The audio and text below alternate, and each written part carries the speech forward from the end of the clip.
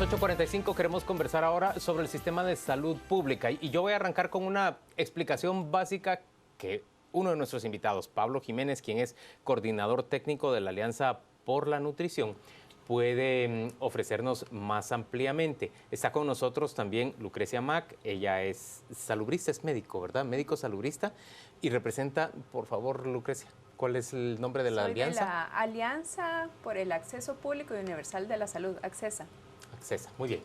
La idea entonces es conversar hoy sobre esa meta, ese objetivo que ha hecho explícito el Ministerio de Salud de construir el sistema de atención primario de salud. En términos generales, Pablo puede explicarnos qué es un sistema de atención primario. Hay 3 sistemas y nosotros vemos permanentemente la crisis en el tercer nivel, que es el de los hospitales que vemos desabastecidos comúnmente. Así es, buenas noches y a todos los que nos ven por el canal y por el programa. Creo que es importante iniciar teniendo la claridad de cómo está conformado el Sistema Nacional de Salud, ya que como lo decía Juan Luis, vemos la crisis constantemente en el tercer nivel, el cual es de los hospitales nacionales, regionales o departamentales, pero existe un segundo nivel de atención, el que está de los centros de salud, centros de atención integral materno-infantil que le llaman CAIMIS, pero también los centros de atención permanente CAPS. Pero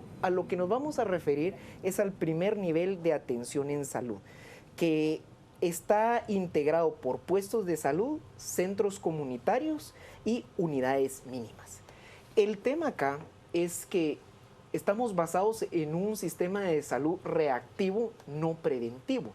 Un buen sistema primario de atención en salud puede disminuir hasta el 85% de los casos que pueden llegar hasta un primer nivel de atención. ¿A qué nos referimos?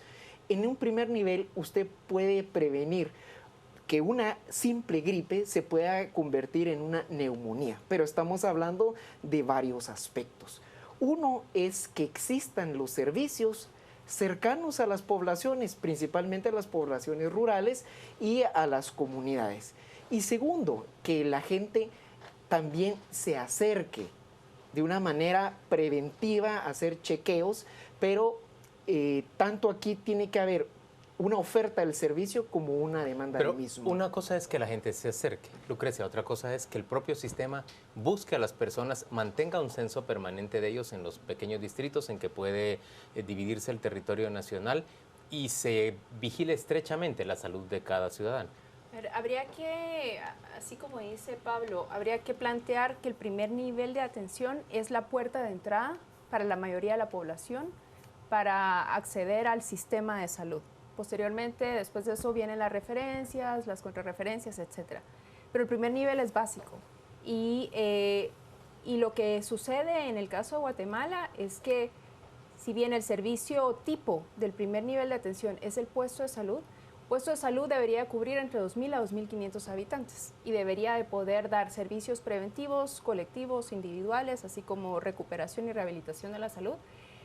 Pero el problema es que si tenemos ahorita alrededor de 16 millones de personas, necesitaríamos por lo menos 5.000 puestos de salud. ¿Y cuántos tenemos en la vida real? No llegamos ni a los 1.100 puestos de salud. Eso significa, que tenemos un déficit de cobertura y de infraestructura. De más del 80%. Exactamente. Déjame que plantee y repite las siguientes cifras con las que abrimos el 2016.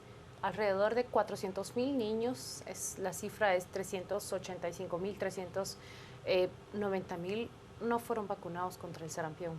Y creo que para reflejarle a la audiencia de qué tema estamos hablando, esto es justamente lo que se atiende en un centro de salud. No fueron vacunados contra el sarampión, pero tampoco recibieron vacuna contra la meningitis, contra la polio.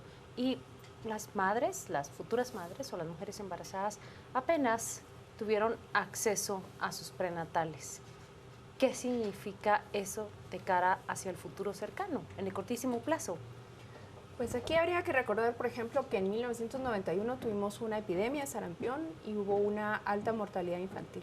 O sea, el sarampión es una enfermedad que puede matar. Que mata en términos epidémicos. Dada los bolsones de niños no cubiertos o no vacunados, la verdad es que podríamos pensar que estamos en un momento de emergencia en donde es necesario hacer una jornada o algún tipo de acción para recuperar las coberturas que no se han dado en los meses pasados. Sin embargo, también hay que pensar a futuro, porque no podemos pasarnos de jornada en jornada de recuperación de coberturas, sino pensar en un fortalecimiento del primer nivel para que se pueda dar la vacunación todos los días a todos los niños siempre. Esa es la mejor manera en términos epidemiológicos de mantener a raya a las enfermedades inmunoprevenibles. Pablo, si los datos que nos está dando Lucrecia son los correctos, tenemos un déficit de 80%, 83% de cobertura en el nivel primario. ¿Cómo hace un país como Guatemala, con un Estado prácticamente desfinanciado, con un Ministerio de Salud cuyo presupuesto es este año inferior al del año pasado, que fue inmensamente insuficiente? Se acabó la plata hacia el mes de agosto. ¿Cómo hace para poner en marcha un sistema primario de salud con un déficit tan grande? Pienso que Guatemala debe de afrontar de una manera seria y responsable la oportunidad de replantearnos cómo estamos haciendo esta entrega de los servicios de salud. No solo del primero, no solo el segundo y el tercer nivel, pero la urgencia, como dice Lucrecia, está colapsado nuestro sistema de salud.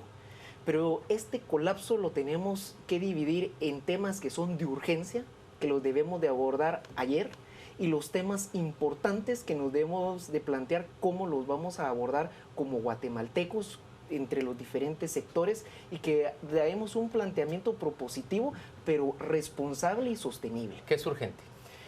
Lo primero, estabilizar la crisis. Tenemos claridad de que los hospitales están desabastecidos, tenemos problemas de pagos al personal, pero en el primer nivel de atención ya no hay servicios. O sea, se replegaron los servicios derivado de la crisis que se viene teniendo desde finales del 2013.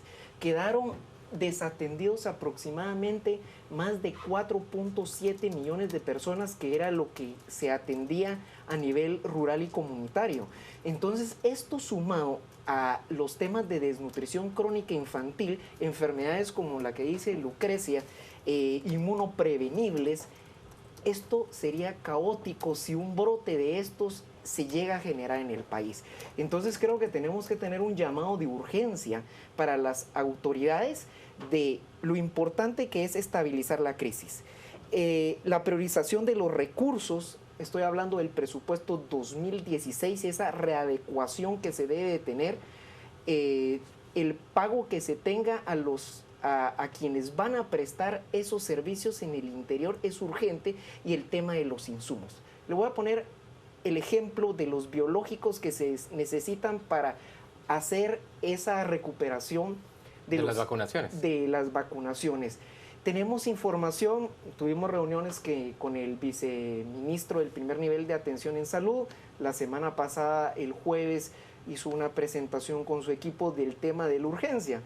Pero necesitan que sea pagado lo que al proveedor, a la OPS, para que estos biológicos puedan venir en mayo. Eso quiere decir que hasta abril tenemos vacunas. Los biológicos, dice usted, las vacunas. Así que la es. OPS nos quiera mandar vacunas otra vez. Lucrecia, pero lo que estamos viendo es que estamos en unas condiciones, hay que empezar prácticamente de cero. Bueno, estamos básicamente en cero, porque primer nivel de atención no hemos tenido realmente. Incluso lo que dice Pablo respecto a los 4.5 millones de personas que quedaron desatendidas es relativo, porque era una población que se atendía a partir de ONGs contratadas por el Ministerio de Salud para una entrega de paquete básico materno-infantil una vez al mes en las comunidades. O sea, una atención muy insuficiente. Es claro, o sea, entonces que se hayan quedado 4.5 millones de personas desatendidas es realmente relativo. Que una vez al mes solamente diarreas e infecciones respiratorias, no sé. Pero sí estoy de acuerdo en que hay una necesidad de entrar al primer nivel de atención. Hay que revisar el modelo de atención, y en este sentido no estaríamos de acuerdo en que se hiciera vía ONGs, ¿verdad? ¿Por qué rechazan ese modelo? A ver, hay dos asuntos con las organizaciones no gubernamentales. Primero está el tema del modelo de administración o modelo de gestión, en donde se vieron prácticas altamente corruptas, en donde habían comisiones que se le entregaban a los funcionarios para que fueran contratadas las ONGs. Y por otro lado es un modelo de atención muy limitado, únicamente materno-infantil, únicamente algunas intervenciones muy puntuales que no terminan de tener un impacto sobre la salud de la población. Entonces ya es necesario empezar a pensar, digamos, esta contratación de ONGs pudo haber sido una buena idea si hubiera sido un programa temporal, mientras se llevaba a cabo un fortalecimiento de la red regular del Ministerio de Salud. Pero ahora hay una prohibición para contratar ONGs y en realidad el Ministerio de Salud se ve forzado, si quiere montar un sistema de atención primario, a establecer una red regular. Pero el Ministerio de Salud tuvo 3 años, del 2013 al 2016, para armar un plan de transición para ir reduciendo y cancelando esos convenios e ir fortaleciendo su red de servicios regular. Y no lo hizo. Y no lo hizo por varias razones. Pero a lo que voy es a que necesitamos planes y claridad sobre a dónde queremos ir, tanto para enfrentar la crisis, para atender las urgencias de vacunación, pero también una política de mediano y corto plazo para el fortalecimiento del primer y segundo nivel de atención. Y eso se ve venir en este gobierno. Se ve venir una política que describa, lo vamos a hacer de esta y de esta manera. Pues existen propuestas ya. Por ejemplo, por parte del Instituto de Salud Incluyente, y hay una propuesta que es el modelo incluyente en salud, que ya se está implementando en 90 puestos de salud del territorio y que va mucho más allá de un paquete básico de servicios. Si existe una decisión política para entrarle a un modelo integral como este, ¿verdad? Que además pues está basado en las perspectivas del derecho a la salud, género, interculturalidad, etcétera, sí, se puede. Pero justamente en ese último tema que toca el último estudio que la Agencia para el Desarrollo de Estados Unidos presentó apenas en enero, refleja la gran disparidad que existe en la asignación de recursos en áreas urbanas de áreas rurales.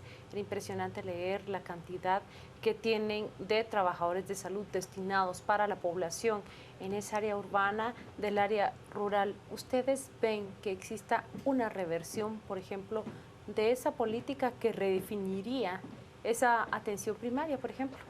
Por eso es tan importante que tenemos la oportunidad de replantearnos cómo queremos que sea esos servicios de salud. En el corto plazo es tan importante que esa decisión política se vea reflejada en presupuesto. Estamos hablando de que al Ministerio de Salud le redujeron 1.030 millones de quetzales y que de los 5.500 millones que tiene, claro, tiene que haber una readecuación, una priorización con una efectividad del gasto. Pero estamos claros que aunque tuviera los 7 millardos de quetzales, eso sería muy insuficiente. Que en términos reales el Estado tendría que estar invirtiendo por lo menos el doble para empezar con un sistema de salud básico en el país. Por eso es tan importante las prioridades que tengamos como país. Y que esas prioridades se vean reflejados no solo en discursos, sino en presupuestos, en acciones y en planes concretos que nos lleven, no solo a salir de la crisis inmediata en la que estamos, sino en el mediano plazo plantearnos esas soluciones. Lucrecia, ¿y usted ve venir esa decisión política, esa voluntad política? A ver, ¿qué significaría? Prácticamente significaría decir, no vamos a invertir en más proyectos de carreteras asfaltadas, nos vamos a quedar solo con el proyecto de los, ¿cuántos nos dijo el 8,000. presidente? 8,000 kilómetros de caminos vecinales en estos 4 años, y vamos a dedicar todo el dinero del Ministerio de Comunicaciones, oigan lo que eso significa, lo vamos a trasladar al Ministerio de Salud Pública. Esa decisión política en este país no se debe venir. A ver, insisto en la necesidad de tener una claridad en la política. El problema ahorita es que no tenemos planes ni para la crisis, ni para el corto, ni para el mediano, ni para el largo plazo. Y la crisis, el corto, el mediano y el largo plazo empiezan hoy. Entonces, hoy mismo deberíamos de tener por lo menos trazado un rumbo, y no lo tenemos. Y ese es el problema. Mientras no tengamos trazado el rumbo, a dónde vamos y qué necesitamos hacer, no vamos a poder ni siquiera costear ni poder definir cuánto vamos a gastar, cuánto vamos a invertir y lo que una inversión implica en términos de aumento de funcionamiento. Carlos Flores es un televidente que está planteando una propuesta. Él dice, ¿por qué no, vistas las limitaciones, mejoramos la inversión del Estado, pero le pedimos a las municipalidades que participen ellas también con sus propios recursos, que dediquen una parte de sus recursos a la salud? Pero Puede Lucrecia ser la levanta la mano. municipalidad a quien atañe este tipo de proyectos, definir, planificar y ejecutar estas acciones. A ver, la municipalización de la salud no ha funcionado en otros países. ¿No ha funcionado? ¿Por qué no ha funcionado? ¿Cuáles han sido sus debilidades? No funciona porque, a ver, en primer lugar, ¿cuál es el rol de las municipalidades en salud? Agua y saneamiento, básico. Ni siquiera están haciendo lo básico las municipalidades. Si no, veamos el brote de gastroenteritis que hubo en la zona aquí 15 en la ciudad y de no Guatemala. digamos la cantidad de mortalidad infantil que hay por diarreas en el resto del país. Entonces, las municipalidades mínimo tienen que dedicarse a agua y saneamiento. Y tenemos un déficit de drenajes, por ejemplo, de alrededor del 60%. 60% de los hogares no tienen ni siquiera drenajes. Y el agua que supuestamente llega entubada tampoco está, ni es potable ni llega todo el tiempo. Entonces, que se dediquen a eso. Y por otro lado, el problema con las municipalidades es que terminan tercerizando servicios, se fragmentan las economías de escala y también se fragmentan los sistemas de información. Esto parece compartir ese criterio también. Y, perdón, solo una cuestión más, también hay un problema de portabilidad de derechos. Yo solamente me puedo enfermar y me puedo atender en mi municipio y no podría atenderme en otros lugares porque no soy de ese lugar. Nosotros consideramos que las corresponsabilidades también deben de estar integradas, porque hay recursos que sí tienen las municipalidades que podrían apoyar al Ministerio de Salud en sus territorios, en sus municipios y en la Constitución. También desde ahí se habla de que se deben de invertir recursos municipales en la prevención de temas de salud y también de educación.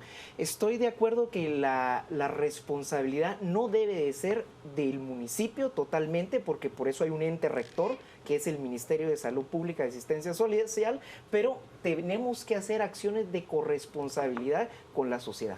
Una última pregunta que podría requerir un tratado para ser respondida, pero que podría también ser respondida brevemente. ¿Debe el ICSS entrar a formar parte de este sistema de salud? ¿Deberíamos considerar los guatemaltecos un cambio radical de nuestro sistema de salud, por ejemplo, hacia el modelo que usan los costarricenses de una caja del seguro que lo cubre todo? ¿Por qué ignorar la existencia de ese seguro social como parte de los mecanismos para dotar de salud a la población? A ver, hay que entender que el seguro social en Guatemala cubre apenas a un 25% de la población económicamente activa, que equivale a más o menos el 17% de la población. Entonces, pensar que de cubrir el 17% va a cubrir al 95% que cubre la caja costarricense en su país es poco viable, poco real. En este momento tenemos que entender que el Ministerio de Salud es el principal prestador público de servicios de salud y sería a esa institución en donde se pondría el mayor esfuerzo y atención, me parece a mí, porque además tienen primer nivel de atención, algo que no tiene el ICSS, por ejemplo. Y también la misma pregunta. Es importante que definamos hacia dónde vamos. Teniendo esa claridad en el corto y mediano plazo, podemos identificar cuáles pueden ser nuestros aliados, porque entiendo que el Seguro Social, la mayoría de sus beneficiarios está en áreas urbanas, y aquí una de las debilidades está en el área rural, en las comunidades donde no tenemos esos servicios. Creemos que parte fundamental es esa priorización en este momento del presupuesto que ya se le asignó al Ministerio de Salud, que con lo que se tenga se pueda tener esas prioridades urgentes y que podamos abrir ese diálogo hacia el mediano y largo plazo. Asimismo, tenemos que hablar de temas como el recurso humano, que en el primer nivel de atención... Hablemos de eso, porque ustedes lo que me están diciendo es, en términos reales, para construir ese nivel primario, la única opción que tenemos, eso es lo que yo colijo de lo que están explicando, es crear una red regular a partir del Ministerio de Salud Pública. Vale, muy bien, creamos esta red regular. ¿Y cómo hacemos para que no cobre los mismos vicios que cobra en este momento el sistema de salud pública con más de 57 sindicatos. Yo no tengo nada en contra de los sindicatos en términos de principio, pero sí lo tengo cuando ellos favorecen, impiden que se corrija, por ejemplo, el robo de alimentos y de medicinas en los hospitales. Es que llegó un punto, el año pasado entrevistando al ministro, en que las cámaras que estaban colocadas, las cámaras de video que estaban colocadas para inhibir a las personas de que se robaran los medicamentos, estaban controlados por uno de los sindicatos y entonces las autoridades de salud no podían en realidad ejercer esa cobertura. ¿Cómo hacemos para que, si crecemos la red de empleados del Ministerio de Salud, no cobren los mismos vicios que ya vemos en este momento implantados en el ministerio? A ver, es necesario establecer una carrera sanitaria, ¿verdad? Y a partir de ahí tener una política de recurso humano del ministerio en donde se pueda de alguna manera mantener la estabilidad laboral, porque finalmente son portadores de derechos los trabajadores, ¿verdad? Claro. Al mismo tiempo que cumplen con sus obligaciones laborales. O sea, pero eso es una cuestión bastante compleja, especialmente en un Ministerio de Salud que es de servicios y que es, al ser de servicios, es como lógico que tenga una gran cantidad de personal porque se trata de atender. Es como el Ministerio de Educación también, ¿verdad? Presta servicios. Yo quisiera solo llamar la atención respecto a algo que comentaba Claudia del cómo está de mal distribuido el personal. Hay que recordar que el primer nivel de atención y los puestos de salud están básicamente en manos de auxiliares de enfermería, no de médicos. Entonces, es más fácil o menos tiempo lo que se necesitaría poder formar auxiliares de enfermería con una buena capacidad de resolución para un primer nivel de atención, más que tener que formar médicos para un centro de salud o para hospitales incluso. El tema de perfiles respecto a los puestos es importante para que no se vuelva a esas prácticas clientelares de pago de favores y que yo pienso que el país ha cambiado y que tenemos que tener una veeduría de lo que están... ¿De veras usted cree eso cuando yo veo que el partido de gobierno se está llevando a más diputados y que lo que nos explican es que les están ofreciendo las gobernaciones a los diputados que migran hacia y su que en el bancada? paquete también entran La los dirección puestos de salud. departamental de salud, la dirección departamental de educación, o sea, los vicios de toda la vida. Los guatemaltecos de a pie, creo que hemos cambiado, tenemos mayor confianza de poder hacer pronunciamientos y de poder solicitarle a nuestras autoridades esa auditoría social donde nosotros somos parte. Es importante que también la ciudadanía pueda exigirle a sus autoridades, principalmente de salud, que provean estos servicios, porque no es un favor, sino es un derecho a la salud. Señores, gracias a ambos por acompañarnos a las 8:45. Vamos con Rocío Lazo, ella nos cuenta qué se comenta en las redes sociales sobre esta conversación. Juan Luis, hablamos en este momento sobre la crisis de salud, particularmente en el nivel primario. ¿Qué opinión le merece? Esperamos sus comentarios. Comenzamos con Julio Mex. El problema con las municipalidades son los clientelismos que se originan desde los más bajos niveles. Salud, educación, seguridad y caminos. No se pide más. De acá en adelante depende de nosotros. Ludvigo Valle. Hay que redefinir modelos de gestión, modelo de atención y modelo de financiamiento. Yuri Giovanni Melini, la problemática del sector salud requiere algo más que inversión y donaciones. Urge la refundación del sistema. Y por último, Estuardo Mieres. Todos los planes son perfectos, pero la clave está en parar la corrupción en el área financiera del Ministerio de Salud Pública y Asistencia Social o nada avanzará. Estos fueron los comentarios. Les recordamos que en Facebook y en Twitter nos encuentran como Canal Antigua. Ahora es momento de conocer todo sobre el mundo deportivo y lo invitamos a que se quede en sintonía de Canal Antigua, ya que a las 10 p.m. nuestros analistas estarán hablando acerca del rumbo de gobierno del presidente Jimmy Morales.